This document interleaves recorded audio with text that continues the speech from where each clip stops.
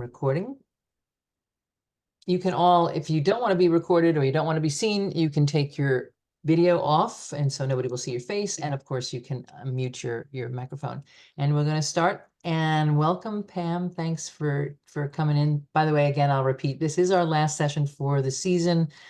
If you want to see this again, or if you want to hear us again, let's say the end of the fall or somewhere in the winter, I'm not sure when we'll do it again, but if you wouldn't mind sending Tammy at the library, the director of the Rojan Library, just some suggestions of classes you'd like to see, we'd be happy to hear you.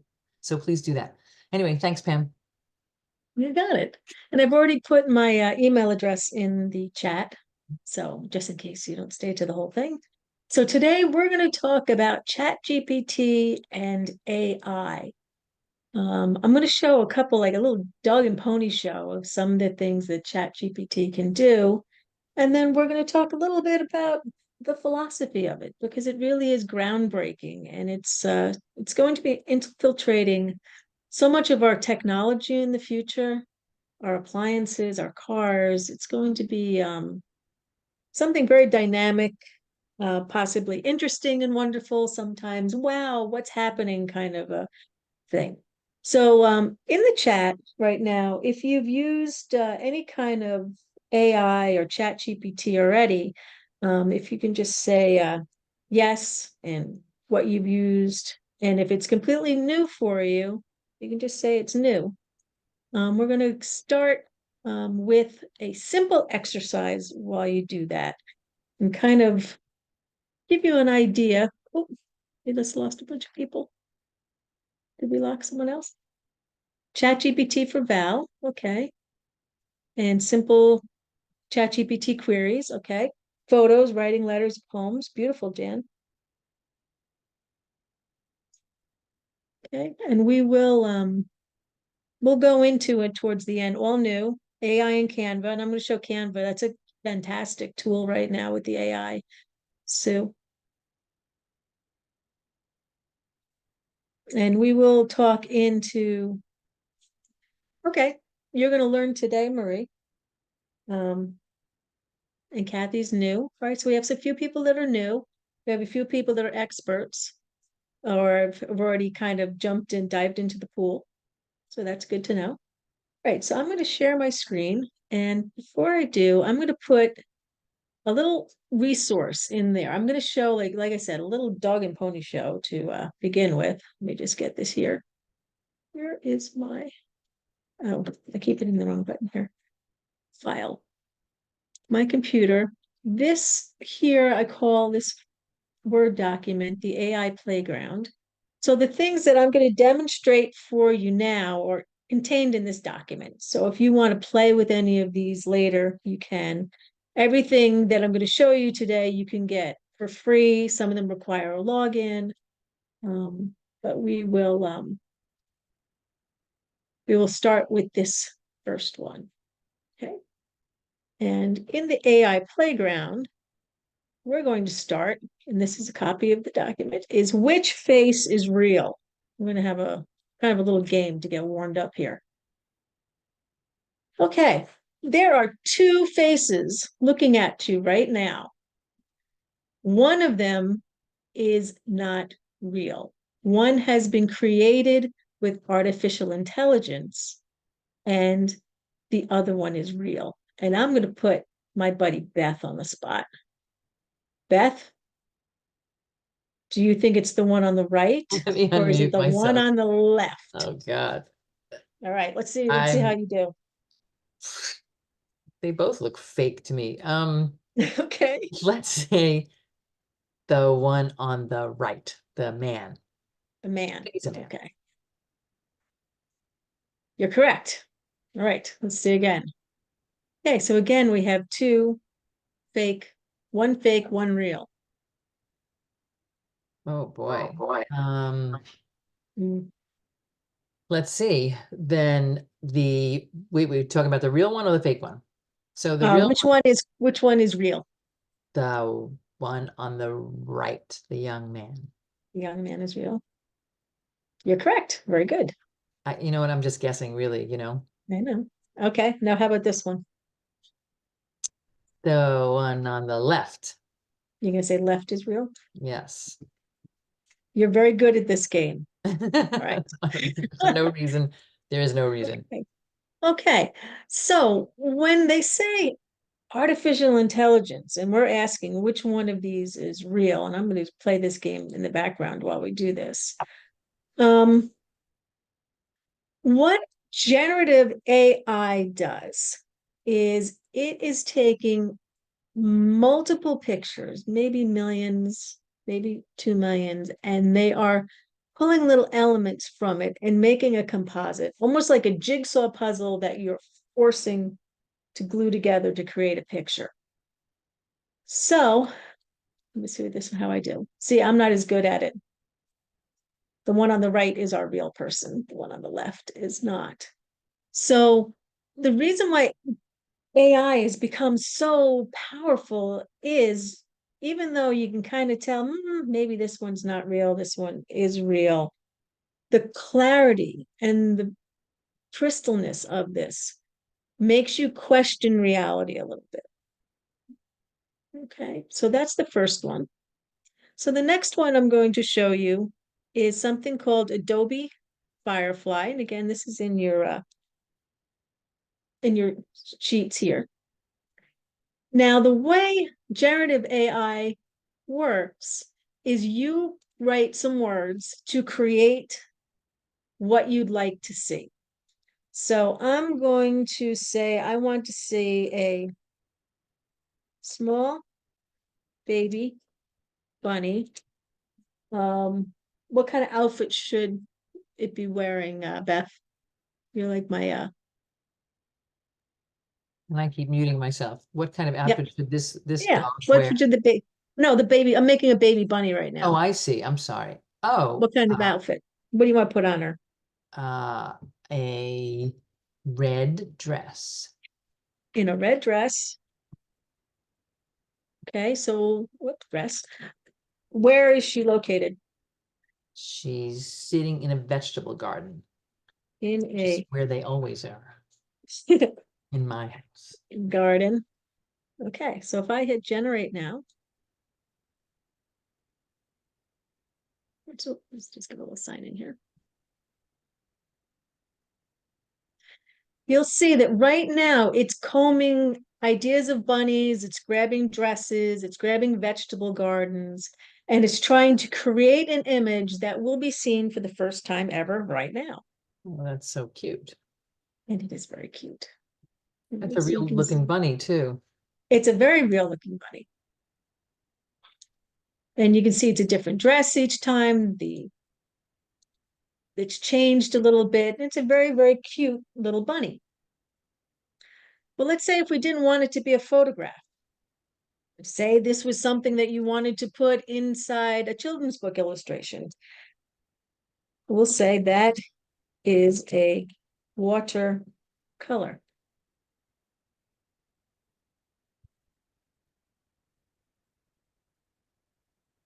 So I'm not artistic. I'm not someone who can just sit and draw. Unfortunately, I'm not someone who can paint in watercolors. Hmm. But with using generative AI or ChatGPT or any of these things with words, I can paint pictures. I can decide until I have what I'm looking for. I can continue to describe what I'm like, what I need. And one of the key things with working with any kind of AI is that it is a dialogue. We're used to using Google or a search engine where we put in a keyword and we get our response and we look for the top few links that are available to us, and that one's probably it. With this, you're kind of sculpting. You're trying to create what you want to see. Now, let's say if we want to make this and the mood is sad. Hmm. So we'll say that maybe this is the little bunny has lost her mommy or something, and she's trying, in my storybook. So I can keep revising. You can see it's still cute and watercolory, but we have a little bit of a sadness to it now. And if it's not sad enough, we can again add to this. So let's go to Canva a second. Like I said, I'm going to do like a little dog and pony show first to give you an idea and a feel for what ChatGPT is. And then we'll go, so we'll make sure everybody's on the same page. We all understand it. And then I'll go more into our presentation. Now here, this is Canva. And Canva now allows you to create with words things like PowerPoints, newsletters, flyers. I'm logged into Canva. Canva is something you can use for free. And all the way over here on the left, I have Magic Studio. And I can make designs just by describing what I want. So I'm going to use this Magic Design for presentations, like I'm going to make a PowerPoint. Okay, so what should our PowerPoint be about? Okay, so I have here a deck for promoting free tech labs at the library, which is one that I was playing with before. But let's say a proposal to start a book club at the Hillsdale House restaurant. Okay, it's like I have this idea, I want to bring people together. So now when I hit enter and I let it think about it, you'll see in this section here, it'll build a 7-slide picture saying, let me apply all 7 pages. And it's created a presentation, which I can now edit. Now, you can see that it's added some nice things in here, but it kind of filled in the blanks. I didn't give it a very clear instruction. In my mind, I was picturing people reading a book, getting together at a restaurant to then share what they were reading. But because I had the word restaurant in there, they just assumed it's going to be a cooking club and for cookbooks and a cook club.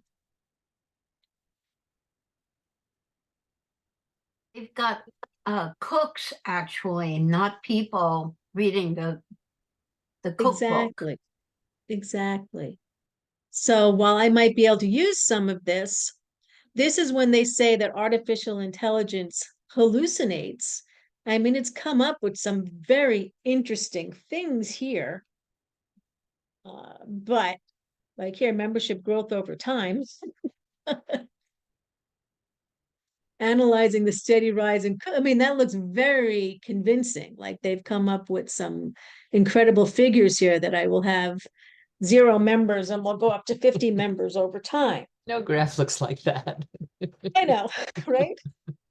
So when you're working with artificial intelligence, you really do have to be very, very clear and very, very precise on what you ask them to do for you. Okay. So that's a quick example of hallucination. Okay, the next thing that I have on your playground, and again, you have all of these links, is Adobe has something similar to, oh no, that was the Adobe Firefly. We did that one. Hang on a second.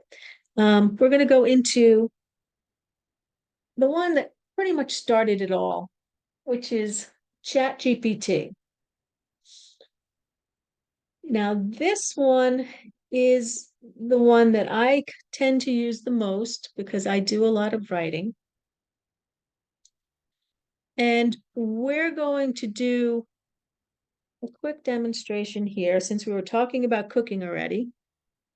Let's say, and Beth, if you're off mute, I says, I need a recipe for a healthy vegetable soup. All right.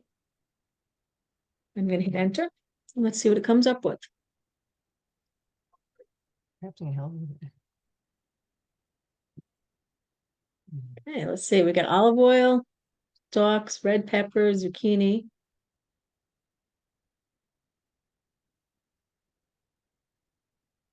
Wow, this looks great, but there's a lot Wow. of ingredients. I think I would eat this. Saute the aromatics. Hello, this looks nice. However, this is a very complex soup. I'm Yes. gonna let it finish writing this recipe for me. Now, it hasn't found this recipe on a website. It hasn't gone to All Foods or, recipes.com. It's kind of designing this soup together. I was like, well, thank you very much. So it's giving me a very wordy explanation. All right, but let's say thanks, but the only ingredients, can't type today, ingredients I have are tomatoes, chickpeas, celery, and eggs. There we go. It's can you make a soup for recipe for me? Okay. So let's see if we only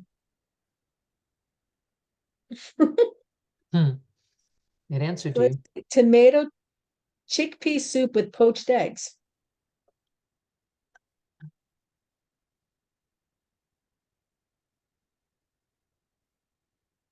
Wow. Hmm. So it comes up with a few ideas for me.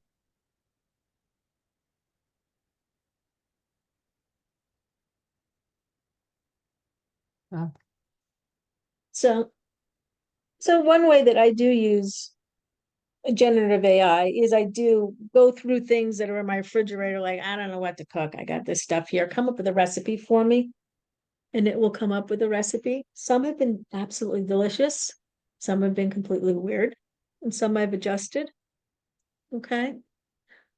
So when it comes to using generative AI, one of the things they say is it's going to affect jobs, that certain jobs like data analysis will be replaced. They'll say that writing will be replaced. And what I'm going to do now is over here, you said healthy veggie soup recipe. I can leave that there, and I'm going to go up to the top and I'm going to click this new chat button. And now I've started a brand new chat and a brand new dialogue. If I want to go back to my healthy soup recipe in the future, I can. So I'm going to have a problem right now.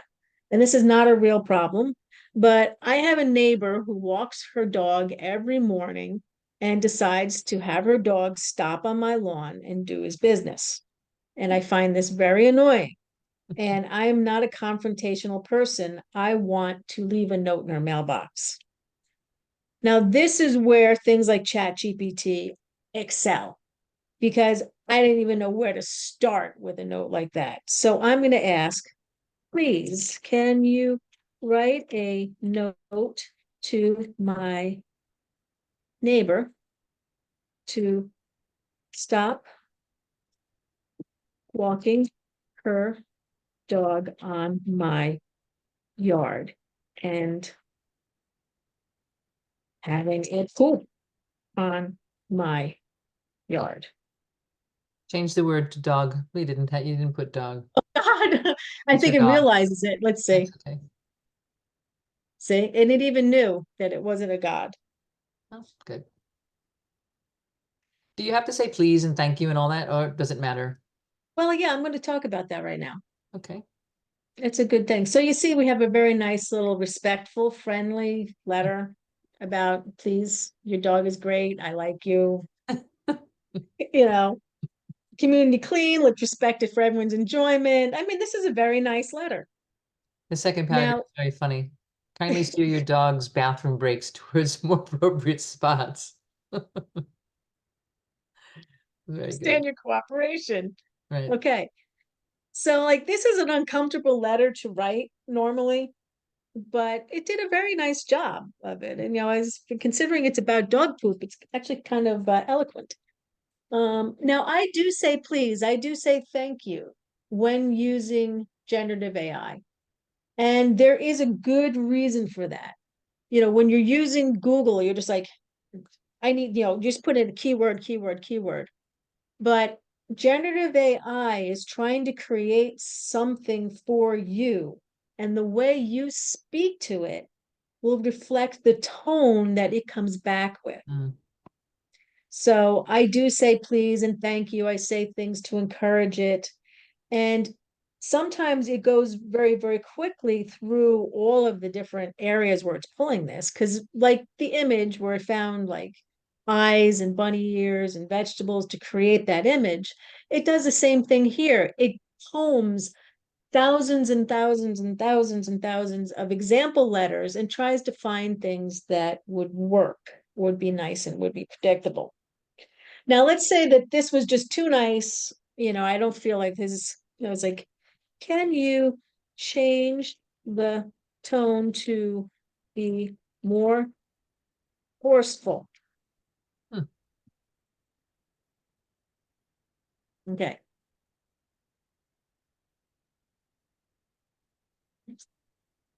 Hmm.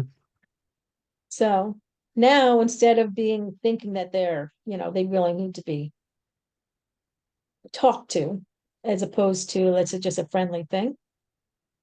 Mhm. So you can ask it to change its tone. Now, let's say if you says, can you make it funny and include a limerick? I don't think I spelled limerick right, but don't care.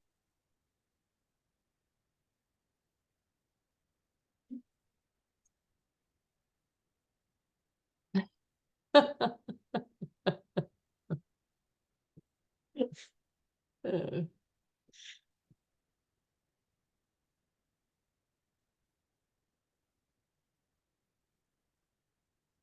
So again, this is where generative AI is. And this is why schools are very concerned and teachers are very concerned about the possibility of cheating. As you can see, I just cranked out 3 different letters of 3 different tones. And it was very easy for me to do that. So teachers and schools right now are very concerned about the rigor of their classes. You know, should they continue to give essays as an assignment, or should we do something completely different? Now, do we do project management instead? Instead of assignments, do we ask them to do demonstrations? All right, so I'm going to leave my dog poop thing here, my healthy soup recipe, and I'm going to go on to another part here. So I'm going to go to a new chat. Now I am using ChatGPT 4, which is the paid version. The free version is ChatGPT 3.5. So you can test it out. And you can see one of the things that's disappeared is there was a paperclip here. ChatGPT 4, which is $20 a month, gives me a paperclip. And I'm going to, let me show you this here. This is a picture of a recommended diet.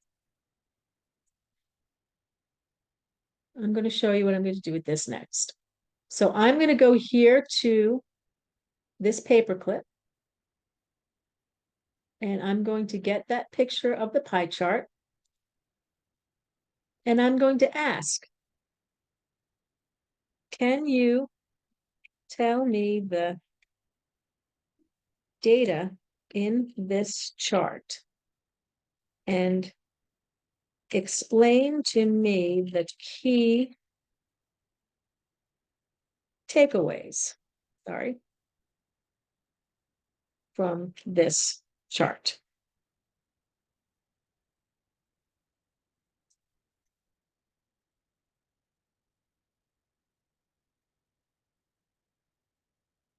So this is only an image. Not only is it reading it, it's breaking it down for me, writing it up, and then it's telling me, here are the key takeaways from this chart.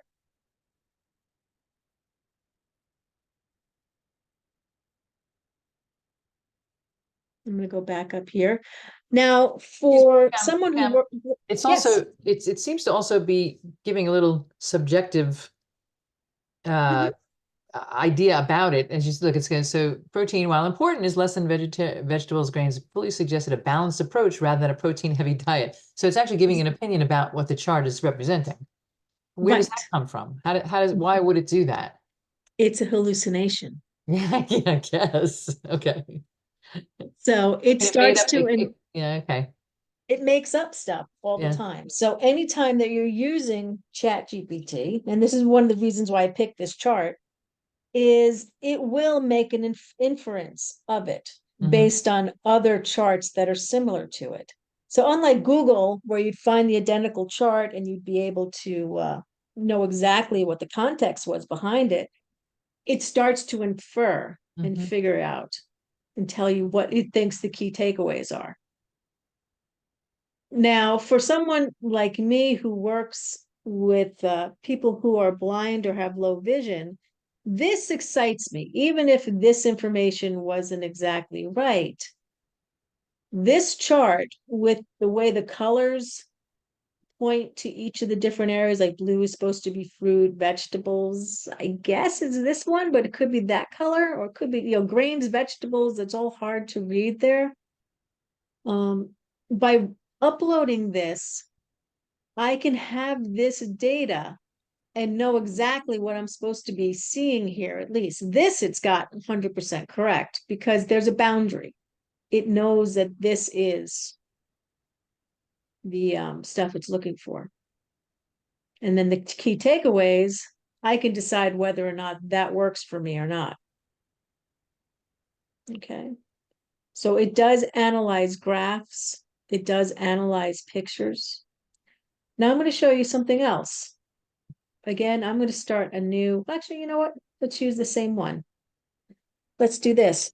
Can you create a newsletter about nutrition and include a recipe? I can't spell tonight. Apologize for that. Recipe for a healthy soup. Include a riddle about potatoes.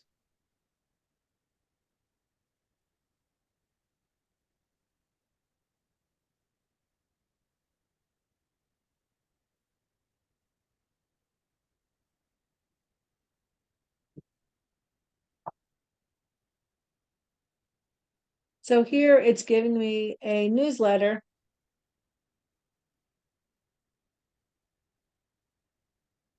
based on this. And when it's done writing, I can ask it, please insert the chart that I had, all of the different items that I might need. So one of the things that the schools are curious about is, will students ever sit down in front of a blank white page ever again and wonder, what are they going to write? It could be that in the future, we're not going to have great writers, we're going to have great editors. All right, and then it gives you the rest of the newsletter.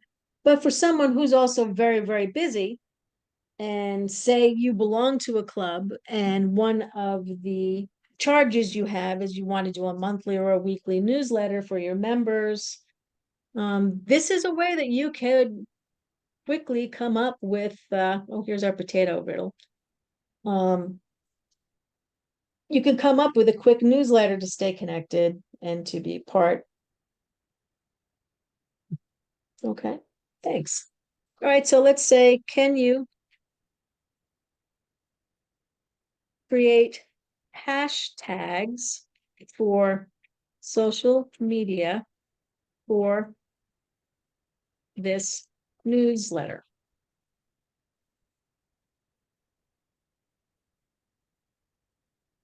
So it'll come through and it'll give me some hashtag suggestions. Nourish for flourish. Nourish to flourish. So now when it gives me hashtag suggestions, it's kind of thinking, oh, these are nice ones. These are cool ones. But it's not necessarily looking to see if these are trending hashtags that would give you a leg up on your promotion. So they're nice, but it's just can you offer hashtags that will help drive traffic on Instagram? So what I'm doing now is I'm putting like a little frame around it. I'm giving it a fence, and you're just saying, make me hashtags. It will make me hashtags, but are they meaningful? So you're constantly almost like a little excited child with generative AI. You're putting little fences around what you're asking. So let's see what it comes up with now. So now I'm being specific. I want traffic and I want Instagram. So now it's giving me ones that are popular and will increase your visibility on that specific platform. And it even says here that this is one that's being used for weekends. So if you're someone who does promotion or marketing for your business, you can find out hashtags. You can figure out different ways to promote your stuff, because sometimes creating a good hashtag is very, very hard to do. You can ask for a unique one if you don't want to piggyback. Now here's another one. Can you translate the newsletter into, what language should we translate it into? Japanese. Japanese. Japanese.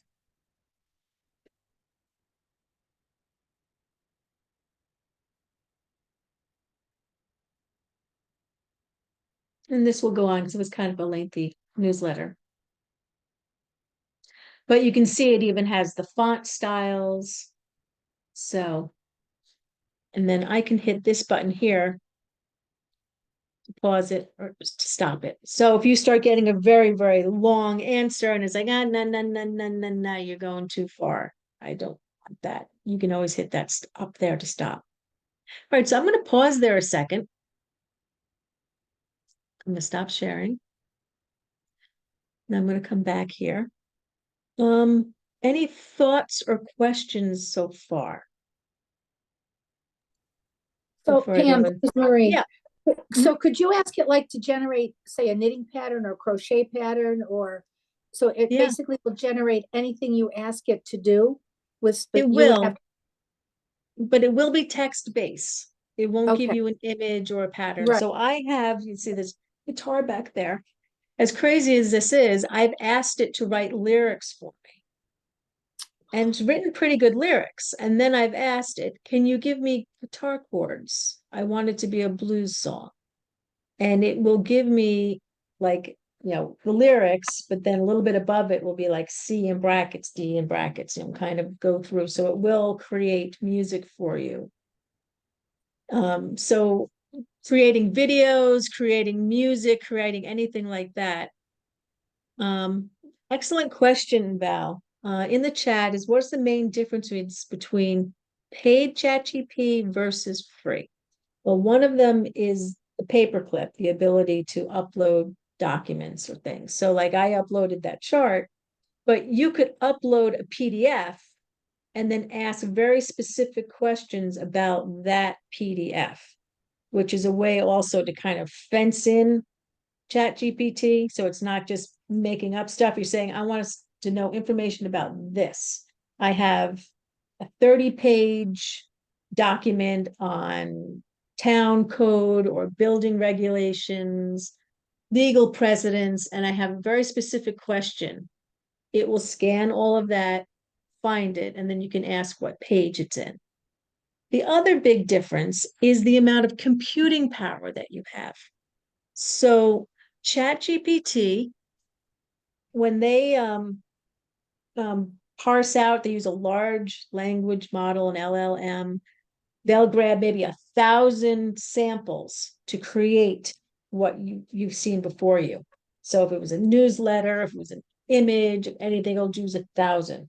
And that's a lot of computing power. When you pay for it, you're paying for more computer power. You're paying for more space. So instead of just 1,000, it may pull from 10,000. And because there's a larger sample, your images might be clearer, your writing might be a little more robust and more nuanced. So that's the main crux on that one. And ChatGPT does not have information after 2022. That was Val's second question. Is ChatGPT does not go out to the internet and grab all this stuff.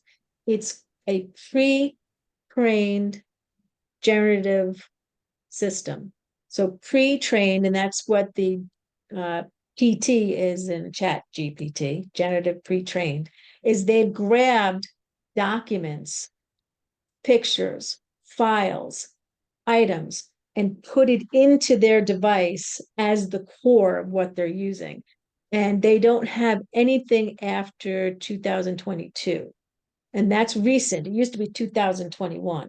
So if you ask them to search for anything or to do anything with ChatGPT, they're using that core knowledge or that large language model. And the last time they updated it was 2022. There are other generative AIs. There's Google's Gemini, which used to be Bard, which actually does comb the internet. Bing, which is Microsoft's Copilot, that will comb the internet and find stuff for you. Claude does not. Claude operates a lot like ChatGPT. It does not search the internet. It works off a core library. So there's good and bad about that. The bad is you're limited to 2022, as you know. But the good is it's not poisoned. And when I say poisoned is there are countries, individuals that are deliberately trying to add spicy stuff into those models so that it kind of wrecks your stuff and maybe makes you hallucinate a little bit more. So ChatGPT, because it's got that fence, it's there. Now, Jody has another great question. We created the bunny pictures with ChatGPT. It has Dolly. You can create even more images there. Who owns the copyright on the images? And not even just images. Who owns the copyright on the stuff that was just created? The letters, the poetry, all of this. That's still being debated, quite honestly. The artists have won some battles where you can no longer go onto a generative AI and say, can you make me a painting in the style of Frida Kahlo? It will say, nope, sorry, can't do that. No, sorry, that's copyright. You can say, can you do something for me in a surrealist style, indicative of this period, but you can't specifically say the artist's name. But what comes out, if you're very good with your writing and you explain how you want it, it can be very close to what she's created. So what's being done now in the universities is if you do any kind of generative AI text or image, whatever, best practice is to clearly state that you use generative AI on what date, and you offer the prompt that you used to create that art, that text, that whatever. So it is best practice to do that, and you don't try and pass it off as your own. However, if you go to MoMA right now, there is artificial intelligence that has been bought and is being shown. Have you seen the piece, Beth? Let me see if I can bring up. Let's see. AI I have art not. I've heard about it at though. It's MoMA. So extraordinary. it's called unsupervised. I'm going to show you a snippet of it. It's quite powerful. So, like I said, it's an ongoing dialogue because MoMA has decided, yes, this is art that they're willing to display and post. So this is unsupervised at MoMA right now. There might be an ad. Sorry, there is. Pigments engulfed in a cosmos. So this is not good. It's blank and white.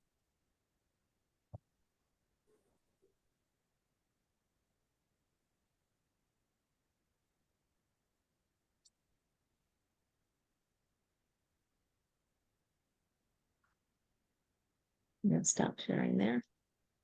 So I said there are artists working in this as a medium right now as well. Same thing with photography. You know, many people are saying, is there any need for photographers anymore? I'm going to show you something called DALL-E, which is generative AI that is focused completely on creating images.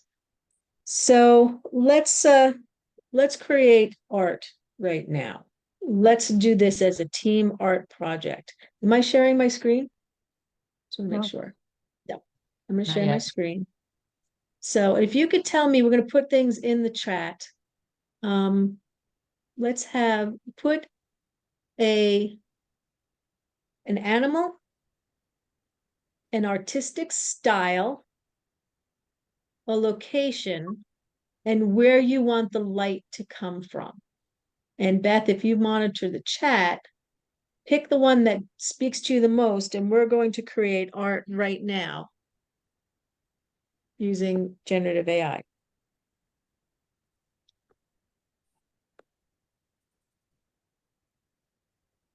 Nobody's putting anything in at all. Well, could you Okay. repeat those again, Pam? Yeah. Yeah, an animal. Yeah. An artistic style or movement, a location, and what kind of light. Is it diffused? Is it slanted? Is it bright?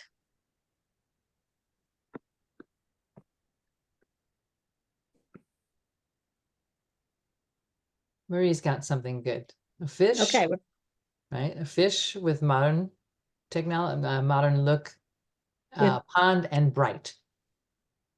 so we'll say a modern art fish Modern art fish, I guess, in in a pond, a pond with bright light. bright light. Anything else we should add to this? Bright light. The mood, what's the mood of this? Warm Sure. and Joyful. there Val is says joyful. How about joyfully warm? Val said Is- joyful. is joyful Yes. and warm, and there Warm. and there is what's looking at the fish. A A shark. shark Good one. looking at the fish. The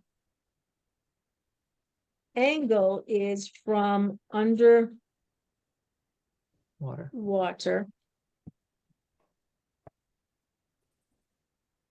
All right, let's see what happens. So now it's going to create an image for us. And we'll see. So the argument is with this, is the cognitive lift that we just did to create art, is that enough to make it our work? And this is the ongoing dialogue that's going on about generative AI. Wow. Wow. Where's the shark? I got a feeling that this is supposed to be a shark. The big one, yeah. Wait, because it was, you said it Oh, was joyful yeah, it and was warm. joyful and warm. There's a shark looking at the fish. Maybe the shark's off camera, but I just feel like the fins and stuff here make it look like. Sue has a good one I like. So Sue Okay. says a flamingo in pointillism. 'Cause I happen to like pointillism. So Oh, I a like flamingo in pointillism. pointillism style with light coming from the left side. It's very colorful with a 1980s vibe. Okay. Let's see. Where is Sue's pointillism here? Oh, here, a flamingo. And we'll also do the one about the dappled light upper left snarky person Right, looking Kathy's at got a good monkey. one too. There's two good ones. So, All right, so we'll Pam, make some art here, and where then did we'll you go find into. this on the chat? Is it the sidebar there? Where did you find image making, or was there? No, you just put it in the. You just put it in like a verb. You put it in the sentences of ChatGPT. And it knows to make an image? It does. Okay. You don't have to Mainly ask it to make it. because yeah. So we haven't really Okay. Let's see what we got here with the. Whoop, let me get this Wow. out of the way. It was surprising. Whoop. So we got pointillism. It's not pointillism. No, it's not. Didn't do it right. It's so I didn't like it. Can you improve this so that it is using point, Or pointillistic style. I think using I don't know if pointillistic style? pointillistic is a word. Oh my God, I couldn't spell recipe. You're killing me. Pointillistic. Pointillistic style. Okay. Try that. Pointillistic. By the way, so let's see. Let's see if we improve it. And then we'll get the impressionistic monkey, London, dappled, and then we'll. So again, when they were talking about AI disrupting and taking over industries, can you see an entire art department being replaced? Hmm. And this might be, I can't really see it though. Maybe if you enlarge it, but I don't think it's pointless. Oh, it is actually. I'm going to zoom in a Yeah. little bit. You can see it's very fine. Control. Oops, it's zooming. My tech lab's over here. There we go. Let's see. It is Yeah, pointillism. sure, a little bit. It probably is. Yeah, you see it? Little Mhm. dots everywhere. Mm. Okay, so then we set it back to here and let's do the monkey. So, Impressionistic place it. monkey. London, is that the place? So a London I guess location, London's the dappled place, light the from the upper left. location, A right? snarky person looking at the monkey. I want to see what kind of snarky person it comes up with. I do too. I do too. Pam, we were talking about, and while you, if you want to do that one, and while it's cooking, the other thing too with, and I think there was a lawsuit, or there was a case about, somebody, an artist, a singer, songwriter, whatever, musician, generating some kind of music that was, I don't know if it was supposed to be mimicking someone else's, or they were sued because it did come out exactly like another artist. And I think that's Oh, a yes. problem that's happening too with musicians, generating their own, trying to come up with a style that sounds, that's a moneymaker for somebody else, Yes. I think there was a big lawsuit about that last year. Yes. There's actually, I heard do you ever hear the song from the 80s called I'm a Barbie Girl in a Barbie World? Yeah. They used AI to have Johnny Cash sing that song. And it sounds amazingly like him. And Val, it looked like you had your hand raised. Do you want to take yourself off of mute?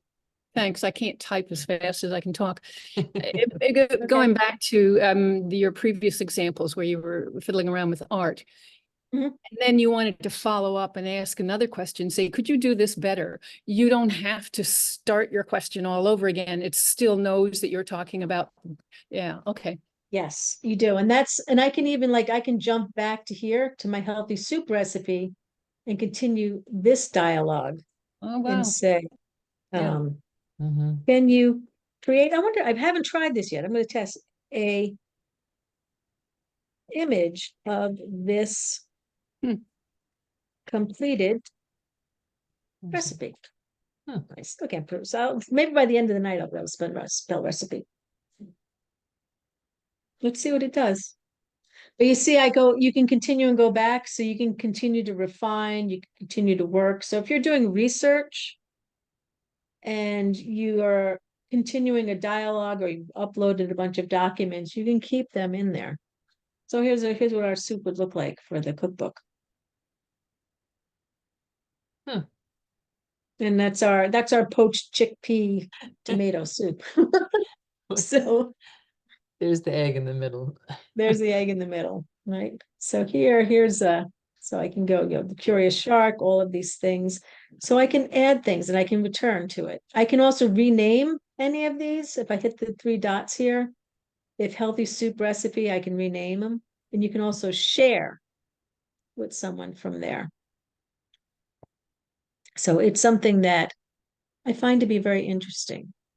Now, if I'm going to go here, I'm going to start a new chat.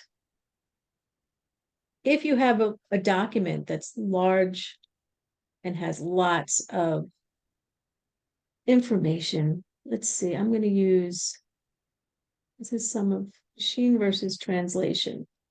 This is a PDF and I'll open it for you. This is part of how I research. You'll see here, this is a very long peer-reviewed paper about using machine translation, like we did when we had Japanese, as a way to translate documents quickly and accurately. And here is a very long paper about that. With generative AI, I have uploaded that file here, and now I can ask questions in this document. Do they have any findings that show machine translation can work in higher education for students who speak languages other than English? Why not? English.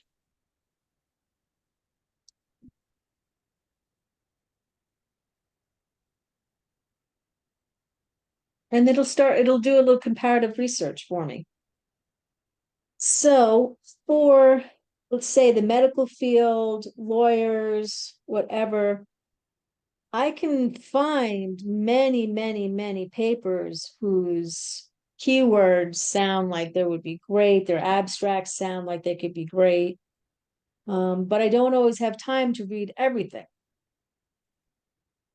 So this helps me get through all of the research that I'm doing, because I'm currently studying this, and helps me dismiss or keep any papers that I come across. Now, for me, this is exciting as a researcher, but as a human being, I'm thrilled what this could possibly do for the medical industry. I mean, if you think about how many peer-reviewed papers on diagnosing illness or whatever, they could find correlations, just because they can read thousands and thousands of papers at once. You can load up your papers and say, okay, where do these intersect? What could it possibly be? And maybe find diagnoses that they didn't know existed already. So for me, that is where I'm very interested in where it can go. And why I'm a little less concerned with schools being worried about how are we going to control the kids from using this as a writing tool. I almost feel like it's okay. The president of the United States has a speechwriter, and we're okay with it because he's a very powerful person. Well, Can we teach students to behave like someone who deserves a speechwriter and has to think about bigger things and higher things, take away some of that lift? I don't know. I don't know the answer to that question. And it's probably something that's going to unfold before our eyes rather quickly. So I'm going to show you something I have done presentations on this, and I was trying to keep this a little more fun and a little less formal. But I'm going to just share with you a little bit of my PowerPoint here. And I want to show you one of the things. Here's my PowerPoint. It disappear. Just gonna find it a second here. Here's the PowerPoint. Okay. I'm just gonna show you a couple slides from this, and I'm gonna share the entire PowerPoint with you. So you can, if you feel like reading it later, you can. And here's the PowerPoint here, and I'm just gonna go. So here, this is what surprises me. Okay. So this is the adoption rate of ChatGPT and the stuff that I just showed you. So Netflix, when it first launched in 1999, took 3.5 years to reach 1 million users. Airbnb, 2.5, Facebook took 10 months. ChatGPT took 5 days to reach 1 million users. Again, you can see how quickly it's being adopted and used. So it's kind of a technology that was thrown out there without being beta tested. And with this little dog and pony show that I showed you, you can kind of see, okay, should have this power been harnessed? We don't know. Okay, and then Sal Khan, who's created Khan Academy, is excited about its abilities to create individual learning. As quickly as I was able to write a newsletter is as quickly as I can create a differentiated lesson for a child who's struggling with math. I can make lessons that are not for a classroom, but for individual students very quickly. And Pew Research has found that of all the people that are gravitating towards ChatGPT and generative AI, it's the lower income that are using it the most, and it's for their work tasks. And this ChatGPT works beautifully on a cell phone. And this is one of the reasons why, is if you can only afford one piece of technology, you're probably going to pick a cell phone.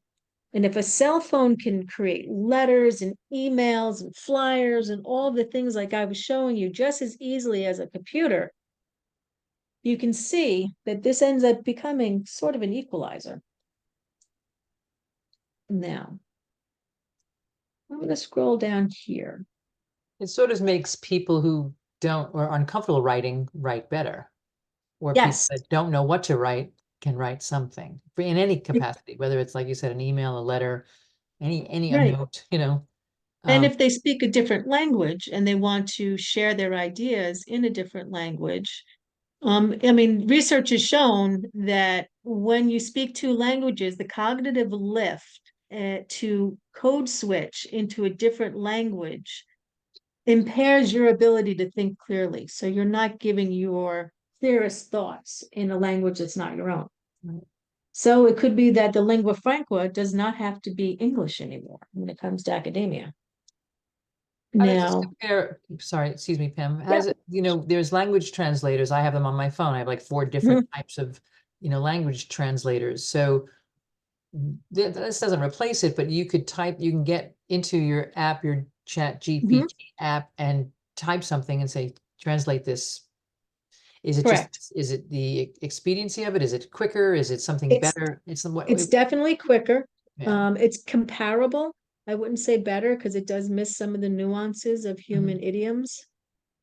Then a translator app, you mean? Yep, but it's improving. And what translators are finding is they're using this to do like a first pass and then doing a post edit. So instead of translating the entire document, it's more, they can expedite the process by running it through. Okay, now I'm going to share this because there are some people here that have been using ChatGPT, and you're going to get these slides here. There's a prompt framework that I love, and it works very, very well. And when you're writing a good prompt, you have a series of steps that'll really give you quality. And this is one of the things. Now it is 7:49. I kind of left this at the end because anybody who's really into ChatGPT or wants to write better prompts, they're welcome to stay. I'm going to stay as long as I will until all questions are answered. But if you drop out at any point from here on in, thank you for coming. It's not an insult to me. I know if we run a little long on this, it's fine. So I will stay and answer any questions. I enjoy talking about this, but if you're done for the evening, you're more than welcome to say goodnight. And I wouldn't be sad if you went, but I would like to look forward to seeing you again in the next round when we get together. Okay, so writing effective prompts, and this is the prepare prompt framework. This was developed for writing prompts for teachers, but I found it very effective in many ways. So the first thing when you're writing a prompt is to start with a very clear question and provide the stage. So for here, this one is I'm creating a rubric for a task, write an essay on the Great Gatsby for F. Scott Fitzgerald. The very first thing I'm doing is this is my objective. It's a question, and it usually starts with a verb. Create, do something. The second part is to give the AI a role. And in this example, I'm saying you are an 8th grade ELA teacher who is an expert in pedagogy and specializes in literature. So I don't want it to just get anything. Again, I'm trying to put frames around it, rail it in. So I want you to respond as a marketing expert from Madison Avenue who specializes in food service. You're going to give a role in your prompt. The next part is to be very explicit on what you want. So I'm going to say, this is an 8th grade class. I want you to use Bloom's taxonomy. And it says, include examples of context. So it gives levels. So I'm saying very, very clearly, this is going to be a marketing campaign targeting this demographic. And I don't want you to use more than 6 sentences in a paragraph. It should be 8th grade reading level, which is like the typical reading level for most people. All right, the next one, parameters. And then I'm going to say, please do it in a table and write it in the reading level of the 8th grader who'll be reading it. So I'm going to say, put it in a table, put it in bullet points, organize it. So you're going to say how you want it to be, your output to be. Then ask the AI for clarification questions. So you can say, after you do all of this, ask me some questions about what else should I be looking at this? How else should I present this? To make kind of cue you off and let you think. And then you ask AI to rate its output. So what's your confidence score between 1 to 10 on the quality of this response?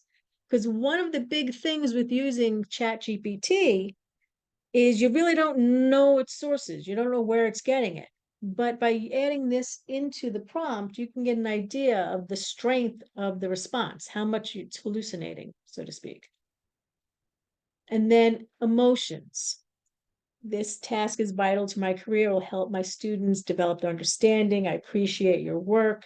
It's that kindness I was talking about. This is like the end. You're setting the tone for what you want to receive. And then in the end, this is what the entire prompt looks like. It looks like a paragraph. This is not like what you would put into Google. So I'm going to go back to ChatGPT. I think I copied that. Let me see sure I copied it. copy. I'm going to put that whole prompt into ChatGPT and watch what happens. And I do see there's questions in the chat. I'll be there in a second to look at those. Okay. So it's going through, and here's the rubric. Pam, we're still seeing your PowerPoint. Oh, I'm sorry. I'm going to bring it back. Thanks for letting me know. Stop share. And let me go back here. Screen 2, share. And ChatGPT has been churning it out on the background here. So you can see it's putting in a table format like I asked. The reading level is at 8th grade. It's very easy, very clear. It's creating an entire rubric. And it says, here's any follow-up questions. Says, any specific areas, how many pages or words should the essay be? Yeah, I didn't think of that. Should that be included in the rubric? Would I like the rubric to include a section on citations? That's not a bad idea. So these are things that I didn't think of. So I like to add into any prompt that, you have any follow-up questions for me that I should think about? Instead of just assuming that I have to keep throwing the questions into ChatGPT, I ask it. And it gave me a quality rating of 8, saying it's pretty good, that it likes it. Right, so let me look at the chat. And Just folks saying goodbye and thank you. Most people saying goodbye and thank you. Okay. So, another tip that I would offer you if you're going to be writing effective prompts with ChatGPT or any is the use of temperature. I'm going to stop sharing a second. So, temperature, when you're using ChatGPT, is telling it just how much you want it to go a little wild with its words. When you start using ChatGPT a lot, you'll start to see that it uses a lot of words like over and over again, like tapestry, however, wherever, all of these words that just seem too out there and flowery. Using temperature can make it go very typical. So let me see if I can explain this better. If I were to say my favorite food is, the majority of people would probably say pizza. So ChatGPT, when you're talking about any kind of food that lots of people like, will look at its large language model and go, okay, it's probably gonna be pizza. And they'll pop pizza in there. That is a temperature 0. That means it's getting the most typical, straightforward language that's most expected. Temperature 1 means you're going surreal. It's going to pick something a little more flowery, a little more different. So if I said my favorite food is, it might say tomato chickpea poached soup, or something crazy that not much people would say. It'll still make grammatical sense. It'll still be a noun. It'll still do things, but it will make it more creative sounding. So if you're using ChatGPT or generative AI and you're writing something that's a legal thing or something that's very, you want straight ahead and you don't want it to be crazy, you'll say, thank you very much. Make this temperature 0. And it's going to give you very expected. But if you're trying to write something with more emotion, something like someone's 50th wedding anniversary, and you're supposed to make a speech and you need help with making the speech, you don't want the temperature 1. Let it pick, be more creative, be more with adjectives, make something a little more flowing and flowery. And you can do anywhere in between. You can say temperature of 0.5, 0.8, but it's between 0 and 1. So that's kind of a little hidden tip that you don't usually hear too much about using generative AI. How high of the numbers would you go if you go 0, 1, and then how far It's do you just say? 0 and 1. It's That's it. the 1 is the big, Right. 0 is everything. So then it's like 0, 1, 0.25, Mhm. you figure out where your temperature is for Right. what you need. So you like, if you don't like it, you write back, yeah, can you redo this temperature 0.6? Yeah. How about 0.5? And you don't have to repeat yourself. You just, as long as you're staying inside that same dialogue, Yeah. will come through.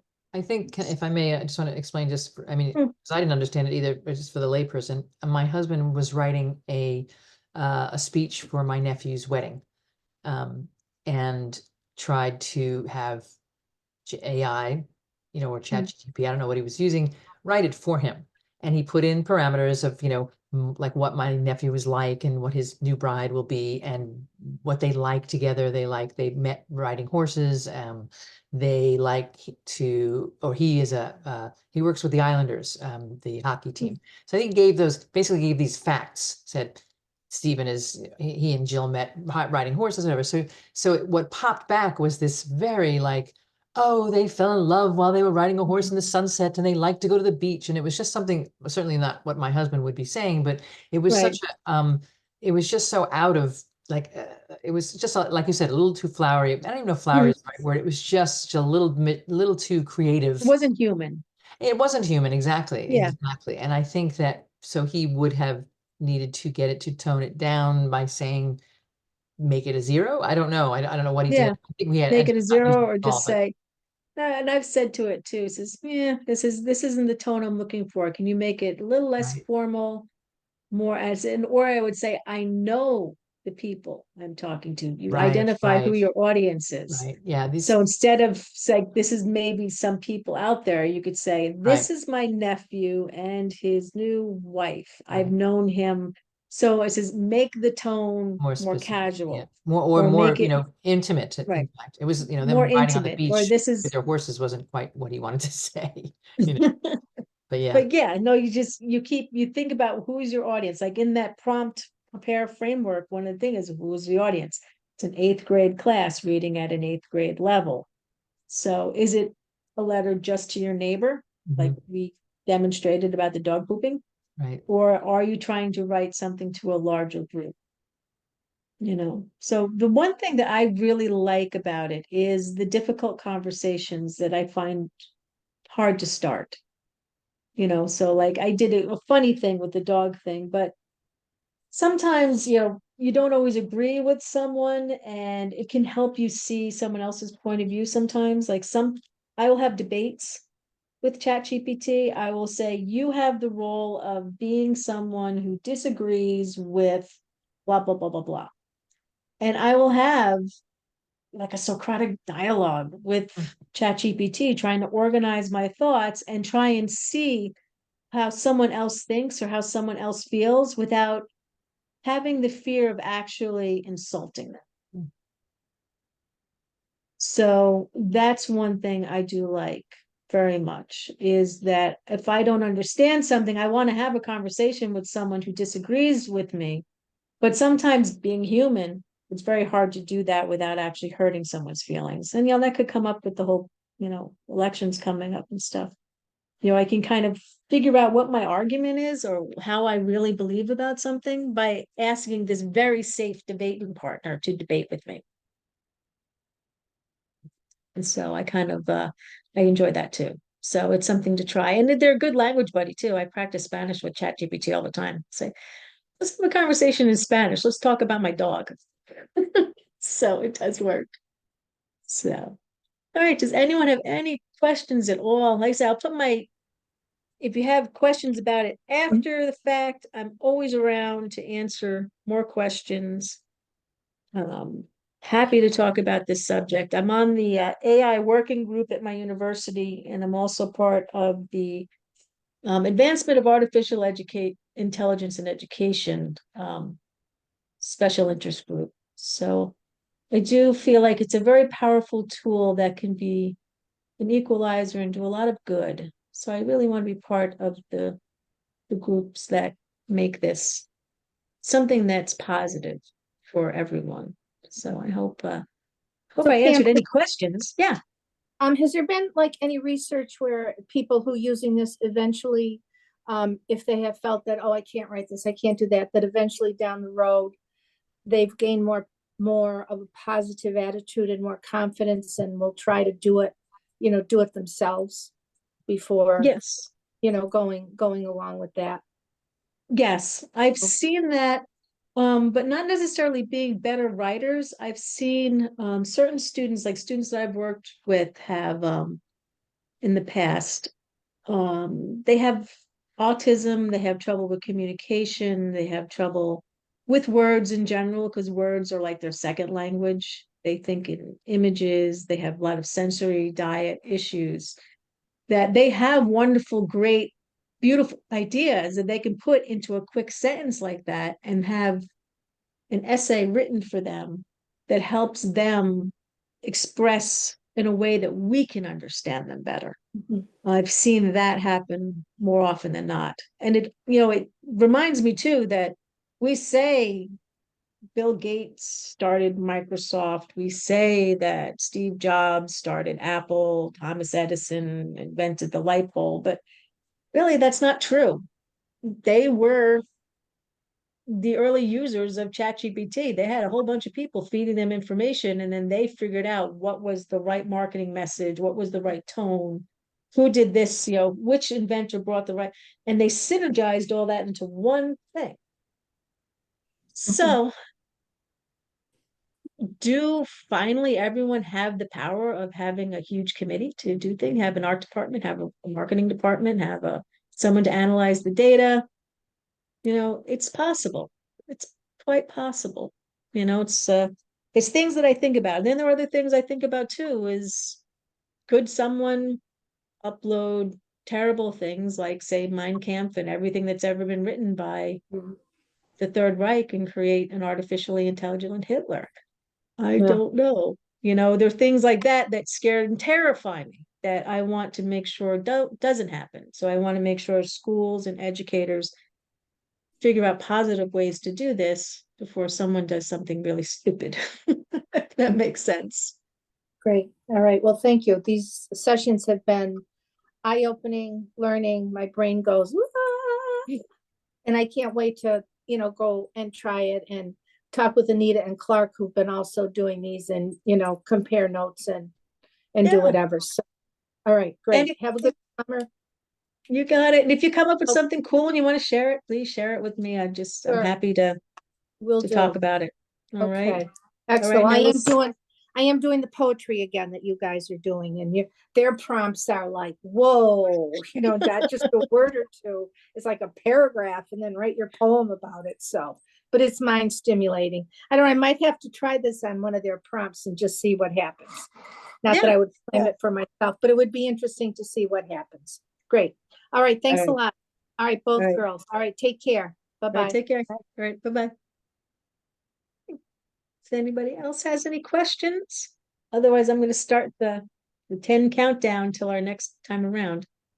Ready? 10, 9, 8, 7, 6, 5, 4, 3, 2, 1, 0. Bye, everybody. Bye, Thanks for everyone. coming. Nice to Thanks see for you, coming. Pam. Bye. Bye-bye. Bye.